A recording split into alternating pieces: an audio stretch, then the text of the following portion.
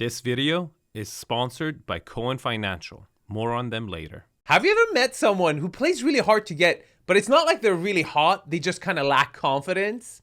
Well, I got a show for you today. Welcome to the channel where I review and critique every luxury listing in Beverly Hills in about 5-6 minutes. And in today's episode, we're going to review a property that has been playing hard to get since 2016. 1024 Summit Drive. And you know the drill. In the first 2 minutes, I critique the property on my 10 factors of quality. And then right after that, I will suggest how I would have marketed this property differently. And then at the end of the video, I will share with you guys my favorite comp for valuation purposes. How do I know this stuff? My name is Arvins Score. I'm a real estate agent by day based in Beverly Hills, and a critic and an analyst and a real estate enthusiast at nighttime. So let's get the show started. Location, Lower Beverly Hills, north of Sunset. I'm gonna give it a 10. Lot quality, it's about an acre, but to my eye, it's about 50% naturally flat. I'm gonna give it a 9. Lot orientation, southwest facing on a quiet street, but the slope is on the wrong side of the lot. You have to use the slope as your driveway to get up, and you can't build one of those upside down houses to best utilize the slope.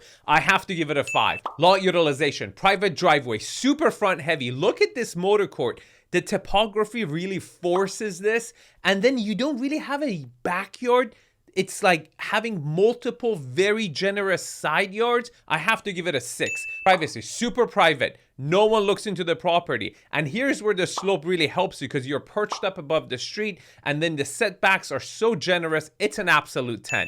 Views, you only get tight angles of Century City from 1 or 2 bedrooms. I have to give it a 2. Scale and architectural style, it's modern, but not the best modern I've ever seen. But the scale and the volume is fantastic. You have huge ceilings, great dimensions of the rooms. I have to give it a 6. Layout, it doesn't really have a wow factor. And this big wall separates the 2 large living rooms that are kind of next to each other. And then the kitchen and a smaller living room is all the way on the other side of the house. It kind of feels like a maze. I have to give it a 4.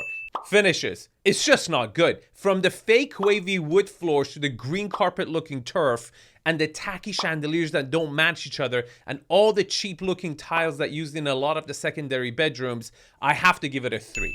Upside, to me, it's a soft remodel, and I will tell you guys why. I can't think of any way to reposition this structure because I really believe the topography forces your hand, and I can't think of a better way to sit the house on the lot to get the best out of it. So in those terms, it's an easy job, relatively speaking. And I also like the fact that it's the C house in the A neighborhood, so it could be a good investment. And for those reasons, I'm going to give it a 6. Now, before I give you the Arvins score, a word from our sponsors, Cohen Financial. Do you know why I use Mark Cohen for my own mortgages? No, it's not because he's the most successful. Yes, he's originated $10 billion worth of loan in the last 10 years, which is great. It's unheard of, but good for him. What I care for is the fact that he doesn't bullshit me.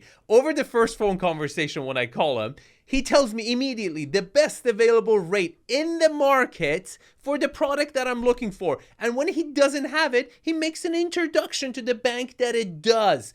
I respect that. He always delivers on his promises. Here's his phone number. Give him a call. And also don't forget to thank him for supporting your favorite channel.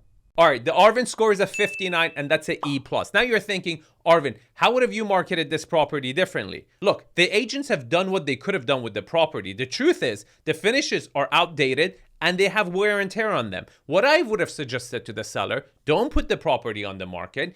Do the soft renovation yourself and make it look brand new, and you will get a much, much, much higher price. Now you're thinking, Arvin, so how much is this property really worth? Well, this property was listed for $34.5 million in 2016, playing hard to get.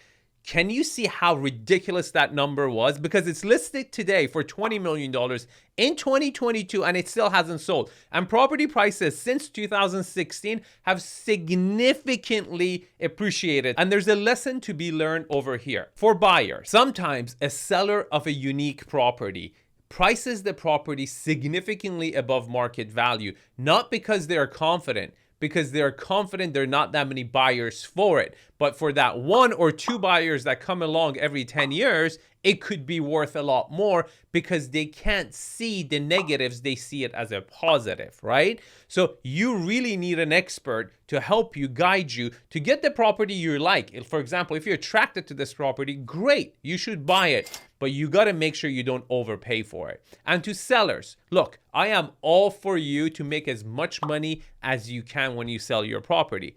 But there's a strategy to that. If you want to play that card, you want to create exclusivity around the flaws of the property and position them as a positive for the person who appreciates them, you got to do that off market. Because once you put it on the market, the clock starts ticking and the property history will showcase that your property doesn't measure up to the rest of the properties on the market. Look, I personally like this comp for valuation purposes. The approach is very similar. The finishes are very similar. It's slightly smaller in square footage, but it has more flat area. So start with this property and adjust for the differences so you don't overpay for the property. Now, it's never a bad idea to contact the listing agent. Here's the information. Give them a call. And if you want my expertise, here's my information. Arvin@arvinhedot.com. Now, if you like this property, you will also probably like this property. They're kind of similar. And I also have to share with you, the content of this video is purely my personal opinion.